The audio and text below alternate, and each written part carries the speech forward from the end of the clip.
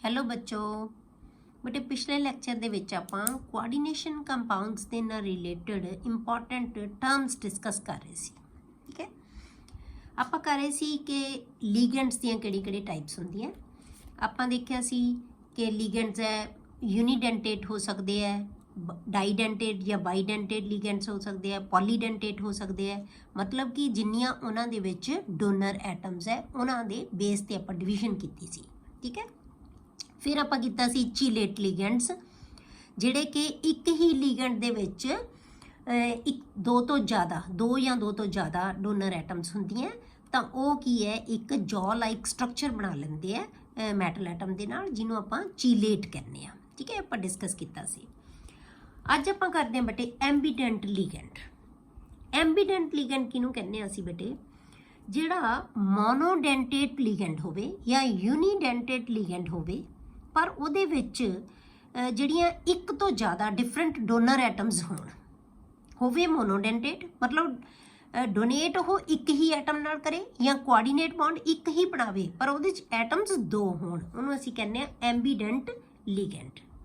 The monodentate ligand which has more than one different donor atoms, ਇੱਕ ਤੋਂ ਜ਼ਿਆਦਾ donor atoms ਹੋਣ ਉਹਦੇ ਵਿੱਚ ਇਜ਼ ਕਾਲਡ ਐਂਬੀਡੈਂਟ ਲੀਗੈਂਡ ਪਰ ਹੋਵੇ ਉਹ मोनोडेंटेट मतलब कि कोआर्डिनेट बॉन्ड एक ही बनावे पर उहदे च एटम एक तो ज़्यादा होण, डोनर एटम एक तो ज़्यादा होण।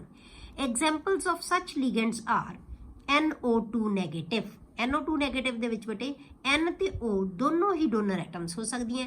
क्यों? क्योंकि दोनों कोल ही लोन पेयर ऑफ इलैक्ट्रॉन्स हुंदे हैं। SCN SV ते NV दोनों दे कोल की है बेटे lone pair of electrons. SCN thiocyanate. ठीक है, ये जड़ा है ये भी एम्बीडेंट लीगेंड है पर की है होएगा ये मोनोडेंटेट ही, कोआर्डिनेट बॉन्ड एक ही बनाएगा पर एटम्स कितनी है दो है, या ये S नाल कोआर्डिनेट बॉन्ड बना सकता है या ये N नाल, ये भी या N नाल बनाएगा या O नाल। Clear? NO2 negative can coordinate either through nitrogen or through oxygen to the central atom or ion. जिवें आपां इहदी एग्जाम्पल लैंदे आ इसे NO2 नैगेटिव आयन दी N दे NO2 आपां बना लिया डबल बॉन्ड ओ सिंगल बॉन्ड, इन्हें N ने कोआर्डिनेट बॉन्ड बना लिया N नाल क्योंकि अपना लोन पेयर इनू देता। ठीक है, ये थ्रू N बना रहा है तो इनू असीं कहने नाइट्राइटो N।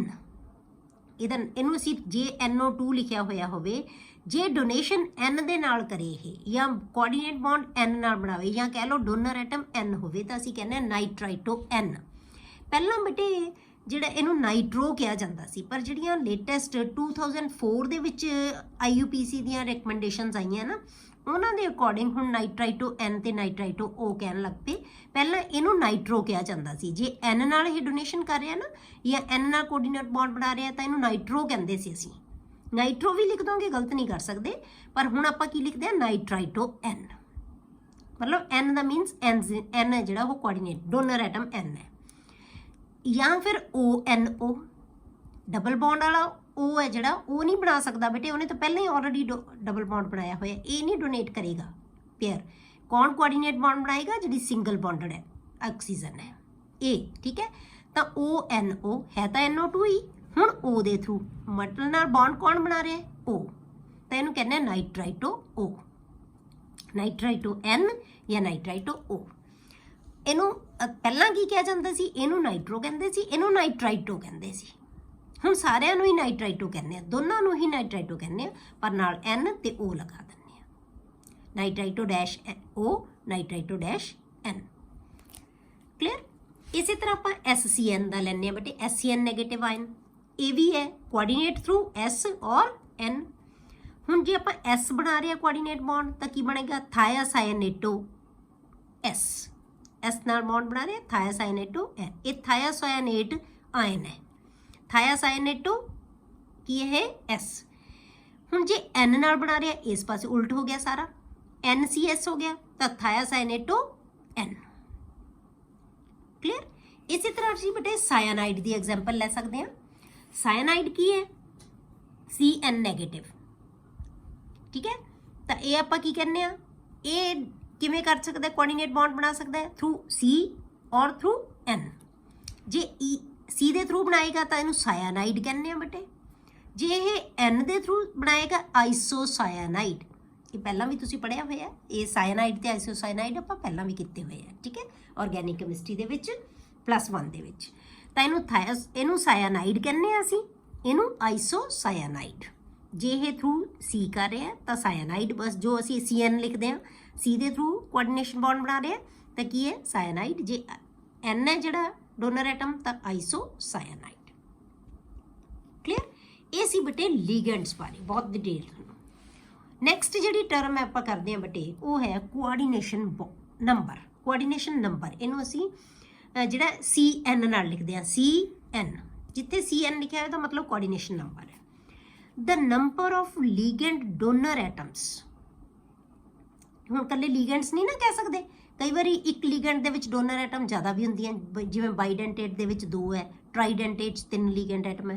ਤੇ ਆਪਾਂ ਲੀਗੈਂਡ ਨਹੀਂ ਨਾ, ਲੀਗੈਂਡ ਤਾਂ ਉਹ ਇੱਕੋ ਹੀ ਹੈ, ਪਰ ਉਹ 'ਚ ਡੋਨੇਟ ਕਿੰਨੇ ਥਾਵਾਂ ਤੋਂ ਜਾਂ ਕੋਆਰਡੀਨੇਟ ਬੌਂਡ ਕਿੰਨੇ ਬਣਾ ਰਹੇ ਆ, 2 ਜਾਂ 3 ਜਾਂ 4 ਜਾਂ 5 ਜਿੰਨੇ ਵੀ ਬਣਾ ਰਹੇ ਆ।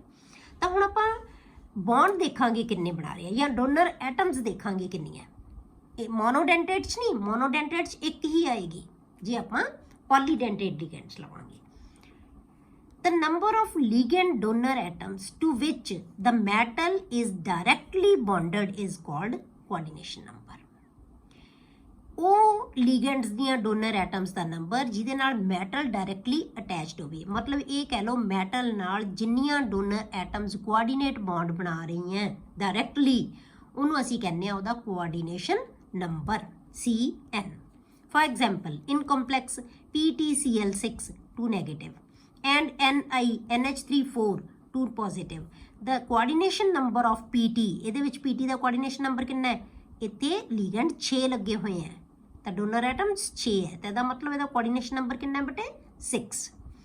ਇਹਦੇ ਵਿੱਚ ਲਿਗੈਂਡਸ ਕਿੰਨੇ ਹੈ 4, ਡੋਨਰ ਐਟਮਸ ਕਿੰਨੀਆਂ 4, ਤਾਂ ਇਹਦਾ coordination bond ਜਿਹੜੇ 4 ਬਣਾ ਰਹੇ ਆ, ਇਹਦਾ ਮਤਲਬ coordination number ਨਿਕਲ ਦਾ ਕਿੰਨਾ 4 ਹੈ। प्लैटिनम ਦਾ 6 एंड निकल ਦਾ 4। क्लियर हो गया? सिमिलरली इन कॉम्प्लैक्स आयन्स, जे आप आयन्स ले लिए, आ ले लिए आप FeC2O4 3 नेगेटिव। हुण C2O4 ਦੇ ਵਿੱਚ ਸਾਨੂੰ ਪਤਾ ਹੈ ਇਹ ਕਿਹੜਾ ਆਇਨ ਹੈ ਬੇਟੇ, ਆਪਾਂ ਨਾਮ ਲਿਖੇ ਸੀ, ਉਹ ਤੁਹਾਨੂੰ ਮੈਂ ਦੱਸਿਆ ਸੀ ਆਕਜ਼ੀਲੇਟ ਆਇਨ। ਜਦੋਂ ਆਪਾਂ ਲੀਗੈਂਡਸ ਦੀਆਂ ਟਾਈਪਸ ਕਰ ਰਹੇ ਸੀ ਨਾ, ਉਦੋਂ ਆਪਾਂ ਡਿਸਕਸ ਕੀਤਾ ਸੀ ਇਹਨਾਂ ਦਾ ਨਾਮ ਆਕਜ਼ੀਲੇਟ ਆਇਨ।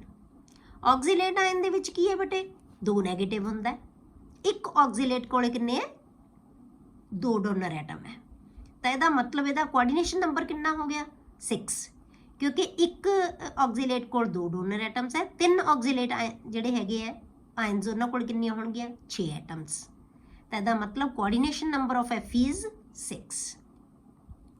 ਇਸੇ ਤਰ੍ਹਾਂ ਆਪਾਂ COEN3, EN ਕਿਹਨੂੰ ਕਿਹਾ ਸੀ ਆਪਾਂ, ਇਹ ਵੀ ਆਪਾਂ ਦੱਸਿਆ ਸੀ ਐਥੀਲੀਨ ਡਾਈਮੀਨ ਜਾਂ ਈਥੇਨ 1,2 ਡਾਈਅਮੀਨ, ਤਾਂ ਇਹਨੂੰ ਆਪਾਂ ਕੀ ਕਹਿੰਦੇ ਆ, ਉਹਦੇ ਚ ਡੋਨਰ ਐਟਮਸ ਕਿੰਨੀਆਂ ਬੇਟੇ 2 ਨਾਈਟ੍ਰੋਜਨ ਐਟਮ ਸੀ।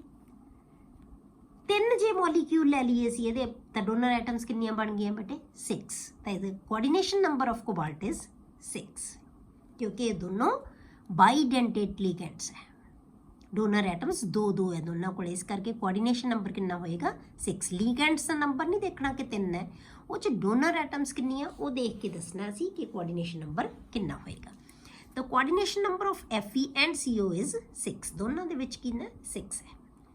ਤਾਂ coordination number of central atom is determined only by the number of sigma bonds. ਸਿਰਫ ਸਿਗਮਾ ਬੌਂਡ ਜਿੰਨੇ ਬਣ ਰਹੇ ਆ ਉਹ ਦੱਸੇਗਾ, ਜੇ ਕੋਈ ਵੀ ਕਿਸੇ ਨਾਲ ਪਾਈ ਬੌਂਡ ਬਣਾਇਆ ਰਿਹਾ ਹੋਵੇ ਉਹ ਉਹਦੇ ਕੋਆਰਡੀਨੇਸ਼ਨ ਨੰਬਰ ਦੇ ਵਿੱਚ ਕਾਊਂਟ ਨਹੀਂ ਹੋਏਗਾ।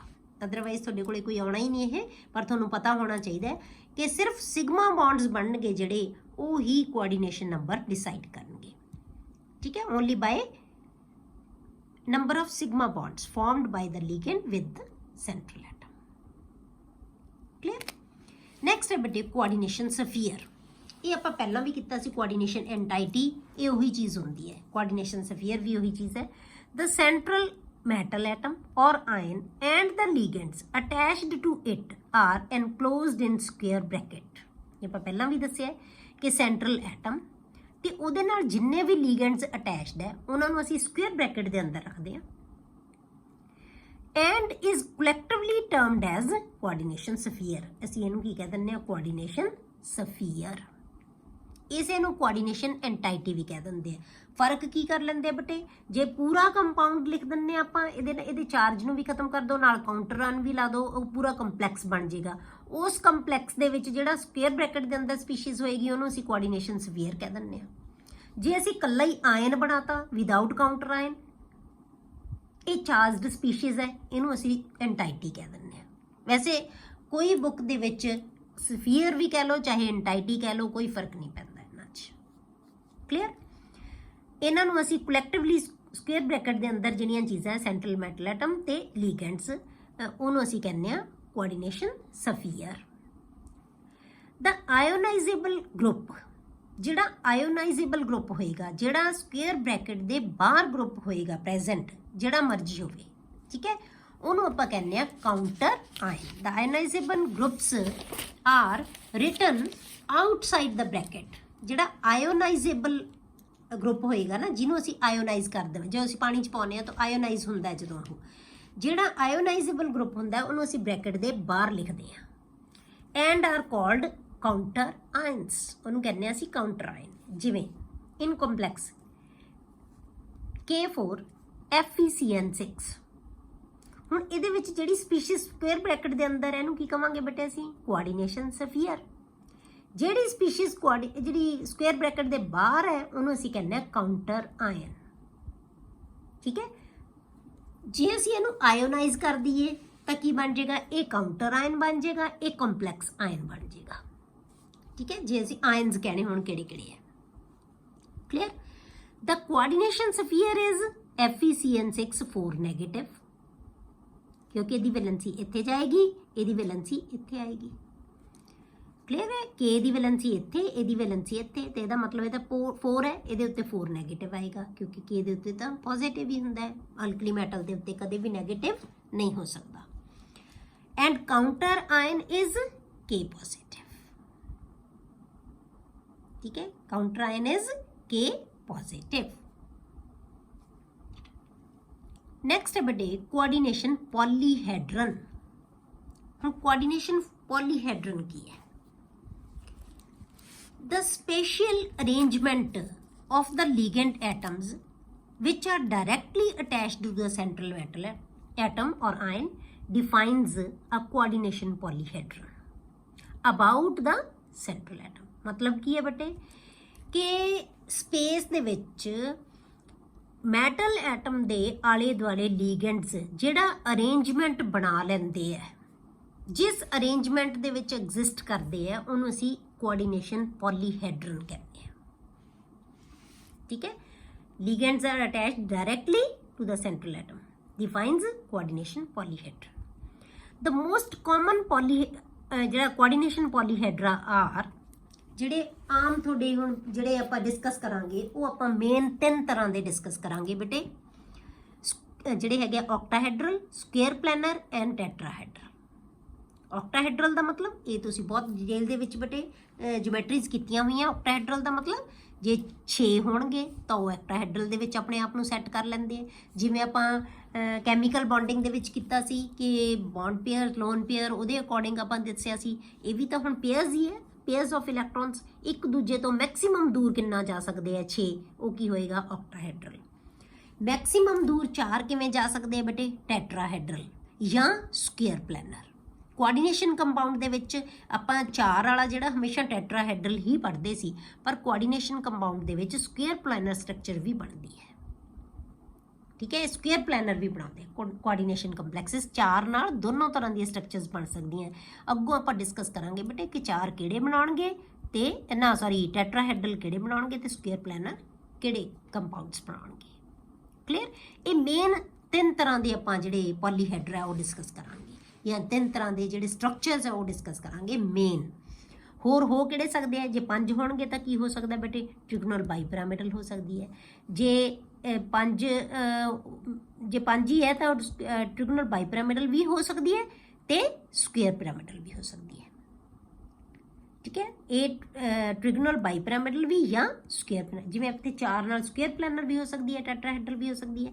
ਇਸੇ ਤਰ੍ਹਾਂ 5 ਨਾਲ ਵੀ ਬੇਟੇ ਇਹ ਟ੍ਰਿਗੋਨਲ ਬਾਈਪਿਰਾਮਿਡਲ ਵੀ ਹੋ ਸਕਦਾ ਹੈ ਤੇ ਸਕੁਅਰ ਪਿਰਾਮਿਡਲ ਵੀ ਹੋ ਸਕਦੀ ਹੈ। ਠੀਕ ਹੈ, ਐਮ ਕਿਹਨੂੰ ਰਿਪਰੈਜ਼ੈਂਟ ਕਰ ਰਿਹਾ ਬੇਟੇ? ਸੈਂਟਰਲ ਐਟਮ ਜਾਂ ਆਇਨ, ਤੇ ਐਲ ਕਿਹਨੂੰ ਰਿਪਰੈਜ਼ੈਂਟ ਕਰ ਰਿਹਾ? ਲਿਗੈਂਡ। ਇਹ ਲਿਗੈਂਡ ਹੈ ਜਿਹੜੇ ਮੈਟਲ ਦੇ ਦੁਆਲੇ ਅਰੇਂਜ ਹੋ ਜਾਂਦੇ ਆ ਤੇ ਕੋਆਰਡੀਨੇਟ ਬੌਂਡ ਬਣਾ ਲੈਂਦੇ ਆ। ਇਹਨੂੰ ਅਸੀਂ ਕਹਿੰਦੇ ਬੇਟੇ ਕੋਆਰਡੀਨੇਸ਼ਨ ਪੋਲੀਹੈਡਰਨ। ਕਲੀਅਰ? ਨੈਕਸਟ ਹੈ ਬੇਟੇ oxidation number of central atom. ਹੁਣ ਸੈਂਟਰਲ ਐਟਮ ਦਾ ਬੇਟੇ ਅਸੀਂ ਆਕਸੀਡੇਸ਼ਨ ਨੰਬਰ ਕੱਢਣਾ ਹੁੰਦਾ ਹੈ, ਇਹ ਜ਼ਰੂਰ ਦੱਸਣਾ ਹੁੰਦਾ ਹੈ। ਜਦੋਂ ਅਸੀਂ ਇਹਦਾ ਨਾਮ ਲਿਖਦੇ ਹਾਂ ਨਾ ਤੇ ਸੈਂਟਰਲ ਐਟਮ ਦਾ ਆਕਸੀਡੇਸ਼ਨ ਨੰਬਰ ਸਾਨੂੰ ਜ਼ਰੂਰ ਦੱਸਣਾ ਪੈਂਦਾ ਨਾਲ। ਹੁਣ ਉਹ ਕਿਵੇਂ ਦੱਸਾਂਗੇ ਆਪਾਂ? It is defined as the charge. Oxidation number ਕੀ ਹੈ? ਸਾਨੂੰ ਪਤਾ ਚਾਰਜ ਹੀ ਹੁੰਦਾ ਹੈ ਨਾ, ਇਹ ਪੋਜ਼ਿਟਿਵ ਜਾਂ ਨੈਗੇਟਿਵ।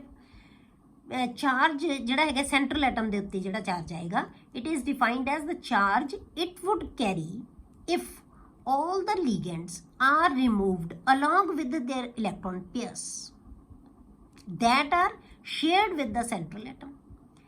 ਹੁਣ ਜੇ ਅਸੀਂ ਸਾਰੇ ligands ਨੂੰ ਜਿਨ੍ਹਾਂ ਨੇ ਸੈਂਟਰਲ ਐਟਮ ਦੇ ਨਾਲ ਆਪਣੇ ਇਲੈਕਟ੍ਰੋਨ ਦੇ ਪੇਅਰ ਸ਼ੇਅਰ ਕੀਤੇ ਹੋਏ ਹੈ, ਜਿਨ੍ਹਾਂ ਨੇ ਕੋਆਰਡੀਨੇਟ ਬੌਂਡ ਬਣਾਇਆ ਹੋਇਆ ਹੈ, ਸਾਰੇ ਆਪਣੇ ਆਪਣੇ ਇਲੈਕਟ੍ਰੋਨ ਲੈ ਕੇ ਬਾਹਰ ਕੱਢ ਦਈਏ ਆਪਾਂ, ਚਲੇ ਜਾਣ ਲਿਗੈਂਡ ਸਾਰੇ, ਤਾਂ ਜਿੰਨਾ ਚਾਰਜ ਮੈਟਲ ਐਟਮ ਦੇ ਉੱਤੇ ਬਚ ਜਾਏਗਾ, ਠੀਕ ਹੈ, ਜਾਂ ਆਇਨ ਦੇ ਉੱਤੇ ਬਚ ਜਾਏਗਾ, ਉਹਨੂੰ ਅਸੀਂ ਕੀ ਕਵਾਂਗੇ ਬੇਟੇ? ਉਹਦਾ ਕੋਆਰਡੀਨੇਸ਼ਨ ਨੰਬਰ।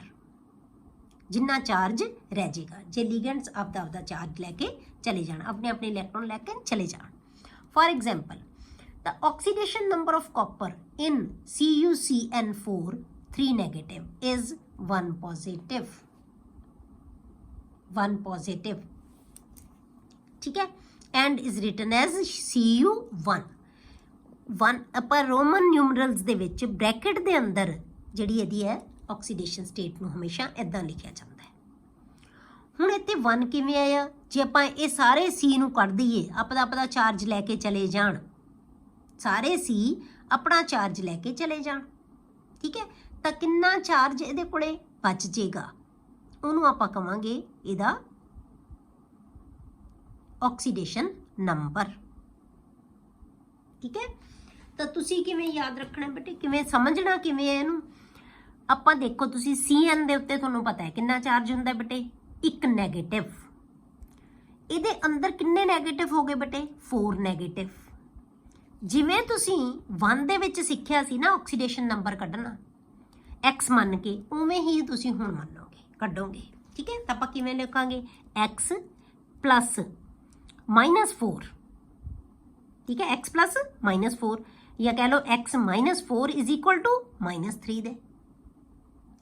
ਠੀਕ ਹੈ, ਕਿਉਂਕਿ ਜਿੰਨਾ ਨੈਟ ਚਾਰਜ ਹੈ ਉਹਨੂੰ ਅਸੀਂ ਇਕੁਅਲ ਟੂ ਕਰ ਦਿੰਦੇ ਹਾਂ, ਤੇ x ਇਜ਼ ਇਕੁਅਲ ਟੂ ਕੀ ਹੋ ਜਾਏਗਾ ਬੇਟੇ? -3 ਤਾਂ ਹੈਗਾ, ਇਧਰੋਂ ਉਧਰ ਜਾ ਕੇ +4 ਹੋ ਜਾਏਗਾ। 4 ਇੱਧਰ ਮਾਈਨਸ ਹੀ, ਪਲੱਸ ਕੀ ਹੋ ਜਾਏਗਾ? 4 + 4 ਚੋਂ -3 ਕਰਤੇ ਕੀ ਰਹਿ ਗਿਆ? +1 ਰਹਿ ਗਿਆ। ਤਾਂ ਆਕਸੀਡੇਸ਼ਨ ਸਟੇਟ ਕੀ ਆ ਗਈ? 1 ਪੋਜ਼ਿਟਿਵ। ਕਲੀਅਰ ਹੋ ਗਿਆ? ਹੁਣ ਅਦਰਵਾਈਜ਼ x ਮੰਨ ਕੇ ਨਹੀਂ ਕੱਢ ਸਕਦੇ ਤੁਸੀਂ, ਬਹੁਤ ਸਿੰਪਲੀ ਤੁਹਾਨੂੰ ਇਦਾਂ ਹੀ ਸਮਝ ਆਉਣ ਲੱਗ ਜਾਏਗੀ ਬੇਟੇ ਕਿ ਅੰਦਰ ਐਂਟਾਈਟੀ ਦੇ ਅੰਦਰ ਨੈਗੇਟਿਵ ਚਾਰਜ ਕਿੰਨਾ ਹੈ ਬੇਟੇ? 4। ਬਾਹਰ ਨੈਗੇਟਿਵ ਕਿੰਨਾ ਪਿਆ? 3। ਇਹਦਾ ਮਤਲਬ 4 ਚੋਂ 3 ਤਾਂ ਬਾਹਰ ਹੀ ਪਿਆ। ਇਹਦਾ ਮਤਲਬ ਅੰਦਰ ਬੈਲੈਂਸ ਕਿੰਨਾ ਕੀਤਾ ਹੈ ਪੋਜ਼ਿਟਿਵ ਨੇ? 1 ਪੋਜ਼ਿਟਿਵ ਨੇ 1 ਨੈਗੇਟਿਵ ਨੂੰ ਤਾਂ ਬੈਲੈਂਸ ਕਰਤਾ, ਬਾਕੀ ਦਾ ਨੈਗੇਟਿਵ ਬਾਹਰ ਆ ਗਿਆ। ਬਸ ਇੱਕ ਇਹਦਾ ਪੋਜ਼ਿਟਿਵ ਚਾਰਜ ਆ ਗਿਆ, ਕਿਉਂਕਿ ਇਹ ਹਮੇਸ਼ਾ ਪੋਜ਼ਿਟਿਵ ਹੋਏਗਾ। ਮੈਟਲ ਐਟਮ ਹਮੇਸ਼ਾ ਪੋਜ਼ਿਟਿਵ, ਕਿਉਂ? ਕਿਉਂਕਿ ਇਹ ਲਿਊਇਸ ਐਸਿਡ ਹੈ। ਕਲੀਅਰ? ਤਾਂ ਇੱਥੇ ਇਹਦੀ ਆਕਸੀਡੇਸ਼ਨ ਸਟੇਟ ਕੀ ਆ ਗਈ? +1 positive, and is written as Cu1। Roman numerals ਦੇ ਵਿੱਚ ਇਹਨੂੰ ਆਪਾਂ ਸ਼ੋ ਕਰਦੇ ਹਾਂ ਹਮੇਸ਼ਾ ਆਕਸੀਡੇਸ਼ਨ ਸਟੇਟ। ਕਲੀਅਰ? ਅੱਗੇ ਬੇਟੇ ਹੋਮੋਲੈਪਟਿਕ ਐਂਡ ਹੈਟਰੋਲੈਪਟਿਕ ਕੰਪਲੈਕਸਿਸ। ਹੋਮੋਲੈਪਟਿਕ ਤੇ heteroleptic. Homo means same, hetero means different. Homoleptic ਜਿਹਦੇ ਵਿੱਚ ਇੱਕ ਹੀ ਤਰ੍ਹਾਂ ਦੇ ਸੇਮ ਲਿਗੈਂਡਸ ਹੋਣਗੇ, ਉਹਨਾਂ ਨੂੰ ਅਸੀਂ ਹੋਮੋਲੈਪਟਿਕ ਕੰਪਾਊਂਡਸ ਕਹਿੰਦੇ ਆ ਜਾਂ ਕੰਪਲੈਕਸਿਸ ਕਹਿੰਦੇ ਆ। ਜਿਨ੍ਹਾਂ ਦੇ ਵਿੱਚ ਡਿਫਰੈਂਟ, ਇੱਕ ਤੋਂ ਵੱਧ ਤਰ੍ਹਾਂ ਦੇ ਲਿਗੈਂਡਸ ਹੋਣਗੇ, ਉਹਨਾਂ ਨੂੰ ਅਸੀਂ ਹੈਟਰੋਲੈਪਟਿਕ ਕੰਪਲੈਕਸਿਸ ਕਹਿੰਦੇ ਆ। Complexes in which metal is bound to only one kind of donor groups are called homoleptic, that is CONH3 ਮਤਲਬ 6 ਦੇ 6 NH3 ਗਰੁੱਪ ਲੱਗੇ ਹੋਏ ਹੈ। ਸਾਰੇ ਲਿਗੈਂਡਸ ਸੇਮ ਹੈ, ਸਾਰੀਆਂ ਡੋਨਰ ਐਟਮਸ ਸੇਮ ਹੈ। ਇਹਨੂੰ ਅਸੀਂ ਕੀ ਕਹਿੰਦੇ ਆ, ਹੋਮੋਲੈਪਟਿਕ complex. The complexes in which metal is bound to more than one kind of donor groups, ਜਿਹਦੇ ਚ donor groups different ਹੋਣਗੇ, ਇੱਕ ਤੋਂ ਵੱਧ ਹੋਣਗੇ, are known as heteroleptic. For example, CONH34Cl2 ਦੋ ਆ ਗਈਆਂ donor atoms, ਇਹਦੇ ਚ N ਹੈ, ਇਹਦੇ ਚ Cl ਹੈ, ਦੋ ਤਰ੍ਹਾਂ ਦੀਆਂ donor atoms ਆ ਗਈਆਂ, ਤੇ ਇਹਨੂੰ ਅਸੀਂ ਕੀ ਕਹਿੰਦੇ ਆ, heteroleptic। ਹੋਮੋਲੈਪਟਿਕ ਜਿਹਦੇ ਚ same donor atoms different donor atoms है तो वो हेट्रोलैप्टिक कंपलैक्स होएगा। ठीक है बेटे, हुण आपां करदे हां बेटे नोमनक्लेचर, वेरी वेरी इंपॉर्टेंट। मतलब की है कि इहदे चों जिहड़ा तुहानूं क्वेश्चन है मैक्सिमम टाइम्स नोमनक्लेचर तां आ ही जांदा एक नंबर च। Clear? Nomenclature of coordination compounds. Coordination compounds are formulated and named according to recommendations of IUPAC। ਹੁਣ ਜਿਹੜੇ ਅਸੀਂ ਕੋਆਰਡੀਨੇਸ਼ਨ ਕੰਪਾਊਂਡਸ ਦੇ ਬੇਟੇ ਫਾਰਮੂਲੇ ਬਣਾਉਂਦੇ ਆ, ਫਾਰਮੂਲਾ ਲਿਖਦੇ ਆ, ਕਿਉਂਕਿ ਆਪਾਂ ਹਰੇਕ ਕੰਪਾਊਂਡ ਦਾ ਫਾਰਮੂਲਾ ਲਿਖਦੇ ਆ। ਜਿਵੇਂ ਆਪਾਂ ਸਿੰਪਲ ਜਿਹੜੇ ਇਨਆਰਗੈਨਿਕ ਕੰਪਾਊਂਡਸ ਲੈਂਦੇ ਆ, ਜਿਵੇਂ ਆਪਾਂ NaCl ਲਿਖਿਆ ਤਾਂ ਫਾਰਮੂਲਾ ਲਿਖਾਂਗੇ NaCl। ਠੀਕ ਹੈ, ਸੋਡੀਅਮ ਕਲੋਰਾਈਡ, ਸੋਡੀਅਮ ਕਲੋਰਾਈਡ ਦਾ ਫਾਰਮੂਲਾ ਕੀ ਹੈ, NaCl। ਇਸੇ ਤਰ੍ਹਾਂ ਕੋਆਰਡੀਨੇਸ਼ਨ ਕੰਪਾਊਂਡ ਦੇ ਵੀ ਬੇਟੇ ਜਿਹੜੇ ਅਸੀਂ ਨਾਮ ਵੀ ਲਿਖਾਂਗੇ, ਉਹਨਾਂ ਦੇ ਫਾਰਮੂਲੇ ਵੀ ਲਿਖਾਂਗੇ, ਉਹ ਕਿਹਦੀਆਂ ਰეკਮੈਂਡੇਸ਼ਨ ਦੇ ਅਕੋਰਡਿੰਗ ਹੈ, IUPAC, international union of pure and applied chemistry. ਸਭ ਤੋਂ ਪਹਿਲਾਂ ਬੇਟੇ ਆਪਾਂ ਫਾਰਮੂਲਾ ਦੇਖਦੇ ਹਾਂ ਕਿ ਕੋਆਰਡੀਨੇਸ਼ਨ ਕੰਪਾਊਂਡ ਦਾ ਫਾਰਮੂਲਾ ਕਿਵੇਂ ਲਿਖਿਆ ਜਾਂਦਾ ਹੈ। Formula of coordination entities. The formula of a compound provides basic information about the constitution of the compound। ਫਾਰਮੂਲੇ ਤੋਂ ਹੀ ਸਾਨੂੰ ਪਤਾ, ਕਿਉਂਕਿ ਜੇ ਅਸੀਂ ਕੋਈ ਵੀ ਜਿਹੜਾ ਹੈਗਾ ਕੰਪਾਊਂਡ ਹੈ ਉਹਦਾ ਫਾਰਮੂਲਾ ਲਿਖਦੇ ਨਾ, ਤਾਂ ਫਾਰਮੂਲੇ ਤੋਂ ਸਾਨੂੰ ਉਹਦੀ ਕਨਸਟੀਟਿਊਸ਼ਨ ਦਾ ਪਤਾ ਲੱਗ ਜਾਂਦਾ ਹੈ ਕਿ ਕਿਹਦੇ ਤੋਂ ਮਿਲ ਕੇ ਬਣਿਆ ਹੋਇਆ ਹੈ। ਇਸੇ ਤਰ੍ਹਾਂ ਕੋਆਰਡੀਨੇਸ਼ਨ ਕੰਪਾਊਂਡਸ ਦੇ ਵਿੱਚ ਵੀ ਹੋਏਗਾ ਬੇਟੇ ਕਿ ਫਾਰਮੂਲਾ ਸਾਨੂੰ ਦੱਸੇਗਾ ਉਹਦੀ ਕਨਸਟੀਟਿਊਸ਼ਨ ਕਿ ਕਿਹਦੇ ਤੋਂ ਮਿਲ ਕੇ ਬਣਿਆ ਹੋਇਆ। The following rules are applied while writing formula. ਜਦੋਂ ਅਸੀਂ ਫਾਰਮੂਲਾ ਲਿਖਣਾ ਤਾਂ ਕੁਝ ਰੂਲ ਹੈ ਬੇਟੇ ਜਿਹੜੇ ਅਸੀਂ ਯਾਦ ਰੱਖਣੇ ਹੈ। ਸਭ ਤੋਂ ਪਹਿਲਾਂ the central atom is listed first। ਜਦੋਂ ਵੀ ਅਸੀਂ ਕੋਈ ਕੰਪਾਊਂਡ ਦਾ ਫਾਰਮੂਲਾ ਲਿਖਾਂਗੇ ਸਭ ਤੋਂ ਪਹਿਲਾਂ ਉਹਦੇ ਵਿੱਚ ਜਿਹੜਾ ਐਂਟਾਈਟੀ ਅਸੀਂ ਬਣਾਉਣੀ ਹੈ, ਆਪਾਂ ਐਂਟਾਈਟੀ ਦੀ ਗੱਲ ਕਰ ਰਹੇ ਹਾਂ। ਠੀਕ ਹੈ, ਕੋਆਰਡੀਨੇਸ਼ਨ ਐਂਟਾਈਟੀ ਜਿਹੜਾ ਆਪਾਂ ਬਣਾਵਾਂਗੇ ਉਹਦੇ ਵਿੱਚ ਸਭ ਤੋਂ ਪਹਿਲਾਂ ਅਸੀਂ ਨਾ ਜਿਹੜਾ ਹੈਗਾ ਉਹ ਕੀ ਲਿਖਾਂਗੇ, ਸੈਂਟਰਲ ਐਟਮ। ਠੀਕ ਹੈ, ਅੱਗੇ the ligands are then listed in alphabetical order। ਉਸ ਤੋਂ ਬਾਅਦ ਫਿਰ ਕੀ ਲਿਖਦੇ ਆਪਾਂ ਬੇਟੇ, ਲੀਗੈਂਡਸ ਦੇ ਨਾਮ ਲਿਖਾਂਗੇ। ਹੁਣ ਜੇ ਕੋਈ ਵੀ ਕੰਪਾਊਂਡ ਆਪਾਂ ਇੱਥੋਂ ਕੰਪਾਊਂਡ ਲਿਖਿਆ, ਆਪਾਂ ਵਾਲਾ ਕੰਪਾਊਂਡ ਬਣਾਇਆ ਤਾਂ ਆਪਾਂ ਕੀ ਹੈ, ਸਭ ਤੋਂ ਮੂਰੇ ਐਂਟਾਈਟੀ ਦੇ ਵਿੱਚ ਸਕੁਅਰ ਬ੍ਰੈਕਟ ਦੇ ਅੰਦਰ ਸਭ ਤੋਂ ਪਹਿਲਾਂ ਅਸੀਂ ਕੀ ਲਿਖਦੇ ਹਾਂ, ਸੈਂਟਰਲ ਮੈਟਲ ਐਟਮ ਹਮੇਸ਼ਾ। ਉਸ ਤੋਂ ਬਾਅਦ ਅਸੀਂ ਲੀਗੈਂਡਸ ਲਿਖਾਂਗੇ। ਲੀਗੈਂਡਸ ਹੈ ਜਿਹੜੇ ਉਹ ਕੀ ਹੈ, ਜਿਵੇਂ ਇੱਥੇ ਤਾਂ ਇੱਕੋ ਹੀ ਸੀ, ਇੱਥੇ ਦੋ ਤਰ੍ਹਾਂ ਦੇ ਆ ਗਏ। ਉਹ ਲੀਗੈਂਡਸ ਹੈ ਬੇਟੇ ਜਿਹੜੇ ਉਹਨਾਂ ਨੂੰ ਅਸੀਂ ਕੀ ਕਰਾਂਗੇ, ਉਹਨਾਂ ਨੂੰ ਅਸੀਂ ਐਲਫਾਬੈਟੀਕਲ ਆਰਡਰ ਦੇ ਵਿੱਚ ਲਿਖਾਂਗੇ। ਠੀਕ ਹੈ, ਐਲਫਾਬੈਟੀਕਲ ਆਰਡਰ ਦੇ ਵਿੱਚ ਅਸੀਂ ਲਿਖਾਂਗੇ। ਹੁਣ ਐਲਫਾਬੈਟੀਕਲ ਆਰਡਰ ਦੇ ਵਿੱਚ ਕਿਵੇਂ ਬੇਟੇ, ਹੁਣ ਇਹਨੂੰ ਅਸੀਂ ਐਮੀਨ ਕਹਿੰਦੇ ਆ, ਇਹ ਕਲੋਰੋ ਹੈ, ਇਹ ਕਲੋਰੀਨ ਗਰੁੱਪ ਹੈ, ਇਹ ਅਮੀਨ ਹੈ। ਤਾਂ ਹੁਣ ਐਮੀਨ A ਤੋਂ ਪਹਿਲਾਂ ਆਉਂਦਾ ਹੈ, C ਤੋਂ ਬਾਅਦ ਆਉਂਦਾ ਹੈ। ਇਹ ਤੁਹਾਡੀ NCERT 'ਚ ਗਿਵਨ ਹੈ। ਹੁਣ ਕਈ ਬੁੱਕਸ ਦੇ ਵਿੱਚ ਬੇਟੇ ਇਹ ਲਿਖ ਦਿੰਦੇ ਆ ਕਿ ਜਿਹੜੇ ਫਾਰਮੂਲੇ ਤੋਂ ਬਣਾਏ ਗਏ ਨਾ ਇਹ, ਉਹਨਾਂ ਦੇ ਅਕੋਰਡਿੰਗ ਉਹ ਐਲਫਾਬੈਟਿਕਲੀ ਕਿਵੇਂ ਆਉਂਦਾ ਹੈ। ਜਿਵੇਂ ਇਹਦੇ ਵਿੱਚ ਫਿਰ Cl2, ਹੁਣ ਕਈ ਬੁੱਕਸ ਦੇ ਵਿੱਚ Cl2 ਅੱਗੇ ਲਿਖਿਆ ਹੋਏਗਾ, ਉਹ Cl ਹੈ, ਪਰ ਆਪਾਂ ਕੀ ਹੈ ਜੋ NCERT 'ਚ ਗਿਵਨ ਹੈ। ਹੁਣ ਦੀਆਂ ਰეკਮੈਂਡੇਸ਼ਨਸ ਵੀ ਇਹੀ ਹੈ ਬੇਟੇ ਕਿ ਇਹਨਾਂ ਦੇ ਨਾਮ ਦੇ ਅਕੋਰਡਿੰਗ ਜਿਹੜਾ ਐਲਫਾਬੈਟਿਕਲੀ ਨਾਮ ਦੇ ਅਕੋਰਡਿੰਗ ਪਹਿਲਾਂ ਆਏਗਾ ਉਹਨੂੰ ਅਸੀਂ ਪਹਿਲਾਂ ਲਿਖਾਂਗੇ, ਜਿਹੜਾ ਬਾਅਦ 'ਚ ਆਏਗਾ ਉਹਨੂੰ ਅਸੀਂ ਬਾਅਦ ਵਿੱਚ ਲਿਖਾਂਗੇ। Clear? The ligands are listed in alphabetical order।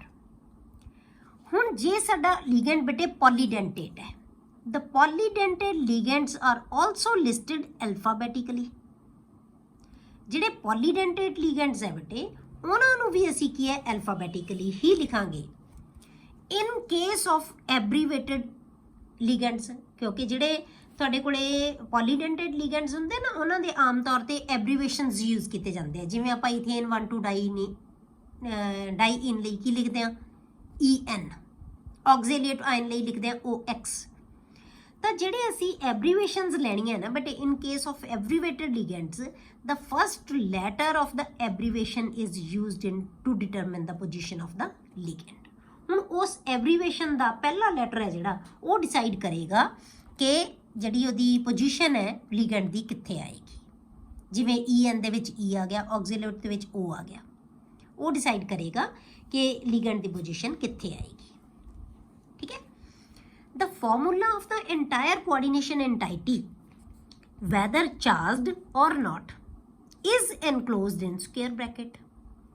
ਹੁਣ ਜਿਹੜਾ ਫਾਰਮੂਲਾ ਬਣ ਗਿਆ ਕੋਆਰਡੀਨੇਸ਼ਨ ਐਂਟਾਈਟੀ ਦਾ ਮਤਲਬ ਕੀ ਹੈ, ਸੈਂਟਰਲ ਐਟਮ ਤੇ ਸਾਰੇ ਲੀਗੈਂਡਸ ਜਿਹੜੇ ਕੋਆਰਡੀਨੇਸ਼ਨ ਬੌਂਡ ਬਣਾ ਰਹੇ ਆ ਸੈਂਟਰਲ ਐਟਮ ਦੇ ਨਾਲ, ਉਹਨਾਂ ਸਾਰਿਆਂ ਨੂੰ ਅਸੀਂ ਸਕੁਅਰ ਬ੍ਰੈਕਟ ਦੇ ਅੰਦਰ ਇਨਕਲੋਜ਼ ਕਰ ਦਿੰਦੇ ਆ। ਉਹਨਾਂ ਨੂੰ ਅਸੀਂ ਹਮੇਸ਼ਾ ਸਕੁਅਰ ਬ੍ਰੈਕਟ ਦੇ ਅੰਦਰ ਰੱਖਦੇ ਆ। ਕਲੀਅਰ ਹੋ ਗਈ। ਐਂਟਾਈਟੀ ਬਣਾ ਲਈ। ਵੈਨ ਲੀਗੈਂਡਸ ਆਰ ਪੋਲੀਐਟੋਮਿਕ, ਜੇ ਲੀਗੈਂਡਸ ਦੇ ਵਿੱਚ ਐਟਮਸ ਇੱਕ ਤੋਂ ਵੱਧ ਹੋਣ, there formulas are enclosed in parenthesis, ਆਪਾਂ ਬ੍ਰੈਕਟ ਦੇ ਅੰਦਰ ਲਿਖਦੇ ਹਾਂ। ਮਤਲਬ ਕਿ ਜਿਵੇਂ ਆਪਾਂ ਇੱਥੇ ਲਿਆ ਆ ਦੇਖੋ ਤੁਸੀਂ NH3, ਇਹਦੇ ਵਿੱਚ ਐਟਮਸ ਇੱਕ ਤੋਂ ਵੱਧ ਹੈ। ਇਹਦੇ ਵਿੱਚ ਨਾਈਟ੍ਰੋਜਨ ਤੇ ਹਾਈਡਰੋਜਨ ਦੋ ਤਰ੍ਹਾਂ ਦੀਆਂ ਐਟਮਸ ਹੈ ਬੇਟੇ। ਲਿਗੈਂਡ ਤਾਂ ਇੱਕੋ ਹੀ ਹੈ ਨਾ, NH3 ਅਮੋਨੀਆ। ਯਾਨੀ ਲਿਗੈਂਡ ਦੀ ਨਾਮ ਦੇ ਵਿੱਚ ਇਹਨੂੰ ਅਸੀਂ ਅਮੀਨ ਕਹਿੰਦੇ ਆ। ਠੀਕ ਹੈ। ਪਰ ਇਹ ਪੋਲੀਐਟੋਮਿਕ ਹੈ, ਮਤਲਬ ਇਹਦੀਆਂ ਐਟਮਸ ਇੱਕ ਤੋਂ ਵੱਧ ਹੈ। ਤਾਂ ਇਸ ਕਰਕੇ ਇਹਨੂੰ ਅਸੀਂ ਹਮੇਸ਼ਾ ਜਿਹਦੇ ਵਿੱਚ ਵੀ ਇੱਕ ਤੋਂ ਵੱਧ ਐਟਮਸ ਹੋਣਗੇ ਉਹਨੂੰ ਹਮੇਸ਼ਾ ਅਸੀਂ ਸਕੁਅਰ ਬ੍ਰੈਕਟ ਦੇ ਅੰਦਰ ਜਿਹੜਾ ਸਾਡੇ ਕੋਲੇ ਬ੍ਰੈਕਟ ਦੇ ਅੰਦਰ ਰਾਊਂਡ ਬ੍ਰੈਕਟ ਦੇ ਅੰਦਰ ਰੱਖਣਾ ਹੈ। ਜਿਵੇਂ Cl2 ਅਸੀਂ Cl ਨੂੰ ਸਾਨੂੰ ਲਿਖਣ ਦੀ ਲੋੜ ਨਹੀਂ, ਕਿਉਂ? ਕਿਉਂਕਿ Cl ਇੱਕੋ ਹੀ ਐਟਮ ਹੈ, ਇੱਕੋ ਹੀ ਤਰ੍ਹਾਂ ਦੀ ਐਟਮ ਹੈ ਨਾ। Cl ਜਿਹੜੀਆਂ ਹੈਗੇ ਐਟਮਸ ਦੋ ਹੈ ਇਹ, ਪਰ ਹੈ ਤਾਂ ਇੱਕ ਹੀ ਤਰ੍ਹਾਂ ਦੀਆਂ ਨਾ ਦੋਨੋਂ। Cl ਜਿਹੜਾ ਕਲੋਰਾਈਡ ਆਇਨ ਹੈ ਉਹ ਇੱਕੋ ਹੀ ਤਰ੍ਹਾਂ ਦੀ ਐਟਮ ਤੋਂ ਮਿਲ ਕੇ ਬਣਿਆ ਹੋਇਆ ਹੈ। ਤਾਂ ਇਹਨੂੰ ਅਸੀਂ ਬ੍ਰੈਕਟ ਦੇ ਅੰਦਰ ਲਿਖਣ ਦੀ ਲੋੜ ਨਹੀਂ ਹੈ। ਜਿਹੜੀਆਂ ਪੋਲੀਐਟੋਮਿਕ ਜਿਹੜਾ ਲਿਗੈਂਡ ਹੋਏਗਾ ਉਹਨੂੰ ਹਮੇਸ਼ਾ ਅਸੀਂ ਬ੍ਰੈਕਟ ਦੇ ਵਿੱਚ ਲਿਖਾਂਗੇ। ਕਲੀਅਰ। ਉਸ ਤੋਂ ਬਾਅਦ ਆ ਗਿਆ ਬਟ ਵੈਨ ਲਿਗੈਂਡਸ ਆਰ ਪੋਲੀਐਟੋਮਿਕ, ਠੀਕ ਹੈ, ਤਾਂ ਆਪਾਂ ਕੀ ਕਹਤਾ ਕਿ ਉਹਨੂੰ ਅਸੀਂ ਬ੍ਰੈਕਟ ਦੇ ਅੰਦਰ ਰੱਖਣਾ ਹੈ। ਲਿਗੈਂਡ ਐਬਰੀਵੇਸ਼ਨਸ ਆਰ ਆਲਸੋ ਇਨਕਲੋਜ਼ਡ ਇਨ ਪੈਰੇਂਥੇਸਿਸ। ਜਿਹੜੇ ਤੁਹਾਡੇ ਕੋਲੇ ਐਬਰੀਵੇਸ਼ਨ ਵਾਲੇ ਲਿਗੈਂਡਸ ਹੋਣਗੇ ਬੇਟੇ ਉਹਨਾਂ ਨੂੰ ਵੀ ਹਮੇਸ਼ਾ ਬ੍ਰੈਕਟ ਦੇ ਅੰਦਰ ਲਿਖਣਾ ਹੈ। ਜਿਵੇਂ ਆਪਾਂ ਈਥੇਨ 1,2 ਡਾਈ ਜਿਹੜਾ ਈਥੇਨ 1,2 ਡਾਈਈਨ ਲਿਖਣਾ ਹੈ ਤਾਂ ਉਹਨੂੰ ਕੀ ਲਿਖਣਾ ਹੈ, ਹਮੇਸ਼ਾ ਅਸੀਂ ਬ੍ਰੈਕਟ ਦੇ EN ਨੂੰ ਹਮੇਸ਼ਾ ਬ੍ਰੈਕਟ 'ਚ ਪਾਉਣਾ ਹੈ।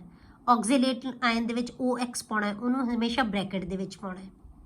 ਮਤਲਬ ਜਿਹੜੇ ਤੁਹਾਡੇ ਕੋਲੇ ਐਬਰੀਵੇਸ਼ਨ ਵਾਲੇ ਲਿਗੈਂਡਸ ਹੈ ਉਹਨਾਂ ਦੇ ਐਬਰੀਵੇਸ਼ਨਸ ਨੂੰ ਵੀ ਹਮੇਸ਼ਾ ਬੇਟੇ ਬ੍ਰੈਕਟ ਦੇ ਅੰਦਰ ਲਿਖਣਾ ਹੈ।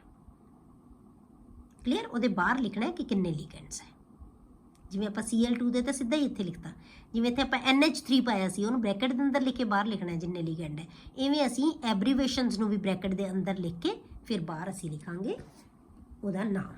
ਠੀਕ ਹੈ। ਕੋਈ ਵੀ ਜਿਹੜੇ ਐਬਰੀਵੇਸ਼ਨ ਵਾਲਾ ਲਿਗੈਂਡ ਹੈ ਉਹਨੂੰ ਵੀ ਹਮੇਸ਼ਾ ਬ੍ਰੈਕਟ ਦੇ ਅੰਦਰ ਲਿਖਣਾ ਹੈ। Next ਹੈ ਬੇਟੇ there should be no space between the ligands and the metal within a coordination sphere। ਜਿਹੜੀ ਕੋਆਰਡੀਨੇਸ਼ਨ ਸਫੀਅਰ ਅਸੀਂ ਬਣਾਇਆ ਉਹਦੇ ਵਿੱਚ ਮੈਟਲ ਐਟਮ ਤੇ ਲਿਗੈਂਡਸ ਦੇ ਵਿਚਕਾਰ ਕੋਈ ਸਪੇਸ ਨਹੀਂ ਹੋਣੀ ਚਾਹੀਦੀ, ਲਗਾਤਾਰ ਲਿਖੇ ਹੋਏ ਹੋਣੇ ਚਾਹੀਦੇ, ਇਕੱਠੇ ਹੀ ਲਿਖੇ ਹੋਣੇ ਚਾਹੀਦੇ। When formula of the entity is written without counterine, ਜਦੋਂ ਅਸੀਂ ਫਾਰਮੂਲਾ ਲਿਖਿਆ ਜਿਵੇਂ ਆਪਾਂ ਉੱਪਰ ਲਿਖਿਆ ਆ ਵਾਲਾ, ਮਤਲਬ ਕਾਊਂਟਰਾਈਨ ਹੈ ਹੀ ਨਹੀਂ, ਲਿਖਿਆ ਹੀ ਨਹੀਂ ਅਸੀਂ। ਜਦੋਂ ਅਸੀਂ ਕੱਲਾ ਫਾਰਮੂਲਾ ਲਿਖਦੇ ਹਾਂ ਐਂਟਾਈਟੀ ਦਾ ਫਾਰਮੂਲਾ ਹੀ ਲਿਖਿਆ ਕੱਲਾ ਅਸੀਂ, the charge is indicated outside the square bracket, ਤਾਂ ਉਦੋਂ ਅਸੀਂ ਚਾਰਜ ਨੂੰ ਇੰਡੀਕੇਟ ਕਰਨਾ ਸਕੁਅਰ ਬ੍ਰੈਕਟ ਦੇ ਬਾਹਰ as a right superscript with the number before the sign। ਪਹਿਲਾਂ ਅਸੀਂ ਨੰਬਰ ਪਾਵਾਂਗੇ ਫਿਰ ਅਸੀਂ ਸਾਈਨ ਪਾਵਾਂਗੇ ਕਿ ਕਿਹੜਾ ਚਾਰਜ ਹੈ ਉਹਦੇ ਉੱਤੇ। ਮਤਲਬ ਕੀ ਹੈ ਬੇਟੇ ਕਿ ਜੇ ਅਸੀਂ ਕੋਈ ਵੀ ਕੰਪਲੈਕਸ ਆਇਨ ਹੈ ਜਿਹੜਾ ਜਾਂ ਐਂਟਾਈਟੀ ਹੈ ਉਹਨੂੰ ਅਸੀਂ ਕਾਊਂਟਰ ਆਇਨ ਤੋਂ ਬਿਨਾਂ ਲਿਖ ਰਹੇ ਹਾਂ ਤੇ ਜਿੰਨਾ ਉਹਦੇ ਉੱਤੇ ਚਾਰਜ ਆਏਗਾ ਉਹ ਚਾਰਜ ਨੂੰ ਅਸੀਂ ਸਕੁਅਰ ਬ੍ਰੈਕਟ ਦੇ ਬਾਹਰ ਰਾਈਟ ਸਾਈਡ ਤੇ ਉੱਪਰ ਲਿਖਾਂਗੇ, ਜਿਹਦੇ ਵਿੱਚ ਪਹਿਲਾਂ ਅਸੀਂ ਨੰਬਰ ਲਿਖਾਂਗੇ ਫਿਰ ਉਹਦਾ ਸਾਈਨ ਪਾਵਾਂਗੇ। ਜਿਵੇਂ ਆਪਾਂ ਐਗਜ਼ਾਮਪਲ ਲੈ ਲਈ COCN6 3 ਨੈਗੇਟਿਵ। ਠੀਕ ਹੈ। ਇਹਦਾ ਇਹ ਕੀ ਆ ਗਿਆ ਤੁਹਾਡੇ ਕੋਲੇ ਕਿ ਇਹ ਆਇਨ ਹੈ, ਕੰਪਲੈਕਸ ਆਇਨ ਹੈ, ਉਹਦਾ ਚਾਰਜ ਅਸੀਂ ਇੱਥੇ ਸ਼ੋ ਕਰਤਾ। ਚਾਰਜ ਕਿਵੇਂ 3 ਨੈਗੇਟਿਵ ਆਏਗਾ, ਇਹ ਆਪਾਂ ਵੈਲਿਊ ਕੱਢ ਲਾਂਗੇ x ਦੀ ਕੀ ਆਏਗਾ। Cn ਕਿੰਨਾ ਬਟੇ 6 ਨੈਗੇਟਿਵ ਹੈ ਅੰਦਰ, ਤੇ CO ਕਿੰਨਾ ਹੁੰਦਾ ਹੈ 3 ਪੋਜ਼ਿਟਿਵ। 3 ਪੋਜ਼ਿਟਿਵ ਨੇ 3 ਨੈਗੇਟਿਵ ਨੂੰ ਬੈਲੈਂਸ ਕਰਤਾ, ਨੈਟ 3 ਨੈਗੇਟਿਵ ਇਹਦੇ ਉੱਪਰ ਰਹਿ ਗਿਆ।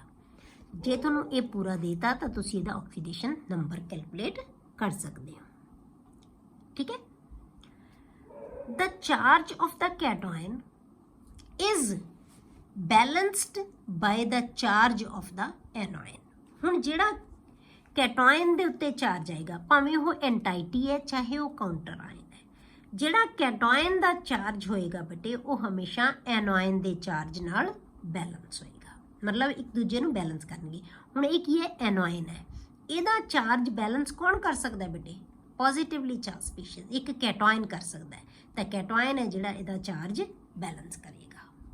ਤਾਂ ਚਾਰਜ ਹਮੇਸ਼ਾ ਬੈਲੈਂਸ ਕਰਨਾ ਹੈ, ਨੈਗੇਟਿਵ ਨੂੰ ਪੋਜ਼ਿਟਿਵ ਬੈਲੈਂਸ ਕਰੇਗਾ, ਪੋਜ਼ਿਟਿਵ ਨੂੰ ਨੈਗੇਟਿਵ। ਜੇ ਐਂਟਾਈਟੀ ਨੈਗੇਟਿਵਲੀ ਚਾਰਜਡ ਹੈ ਤਾਂ ਇਹਨੂੰ ਪੋਜ਼ਿਟਿਵ ਚਾਰਜ ਬੈਲੈਂਸ ਕਰ ਦੇਗਾ। ਜੇ ਐਂਟਾਈਟੀ ਪੋਜ਼ਿਟਿਵਲੀ ਚਾਰਜਡ ਹੈ, ਜਿਵੇਂ ਆਪਾਂ ਉੱਪਰ ਲਿਖਿਆ ਹੋਇਆ ਇਹਦੇ ਉੱਤੇ ਪੋਜ਼ਿਟਿਵ ਚਾਰਜ ਹੈ, ਤਾਂ ਇਹਨੂੰ ਨੈਗੇਟਿਵ ਆਇਨ ਹੈ ਜਿਹੜਾ ਉਹ ਬੈਲੈਂਸ ਕਰੇਗਾ। ਕਲੀਅਰ। ਇਹ ਬਟੇ ਫਾਰਮੂਲਾ ਲਿਖਣ ਦੇ ਜਿਹੜਾ ਅਸੀਂ ਕੋਆਰਡੀਨੇਸ਼ਨ ਕੰਪਾਊਂਡ ਦਾ ਫਾਰਮੂਲਾ ਲਿਖਣਾ ਹੈ ਉਹਦੇ ਵਾਸਤੇ ਯਾਦ ਰੱਖਣਾ ਹੈ।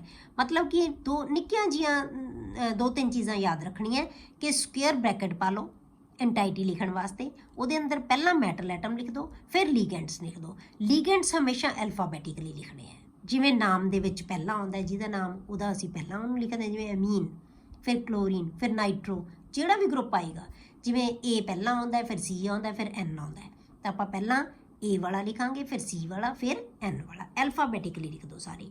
ਜਦੋਂ ਪੂਰੇ ਹੋ ਗਏ ਲੀਗੈਂਡਸ, ਸਕੁਅਰ ਬ੍ਰੈਕਟ ਬੰਦ ਕਰ ਦਿਓ। ਉਹਦੇ ਬਾਹਰ ਜੇ ਚਾਰਜ ਹੈ ਤਾਂ ਲਿਖ ਦਿਓ ਉੱਪਰ, ਜੇ ਤੁਹਾਡੇ ਕੋਲੇ ਕਾਊਂਟਰ ਆਇਨ ਹੈਗਾ ਤਾਂ ਉਹਦੇ ਬਾਹਰ ਕਾਊਂਟਰ ਆਇਨ ਲਿਖ ਦਿਓ। ਉਹ ਕੋਈ ਵੀ ਪੋਜ਼ਿਟਿਵ ਵੀ ਹੋ ਸਕਦਾ ਹੈ, ਨੈਗੇਟਿਵ ਵੀ ਹੋ ਸਕਦਾ ਹੈ, ਇਹਦੇ ਉੱਤੇ ਚਾਰਜ ਪੋਜ਼ਿਟਿਵ ਵੀ ਆ ਸਕਦਾ ਹੈ, ਨੈਗੇਟਿਵ ਵੀ ਆ ਸਕਦਾ ਹੈ। ਇਹਨੂੰ ਨੈਗੇਟਿਵ ਬੈਲੈਂਸ ਕਰੇਗਾ, ਇਹਨੂੰ ਪੋਜ਼ਿਟਿਵ ਬੈਲੈਂਸ ਕਰੇਗਾ।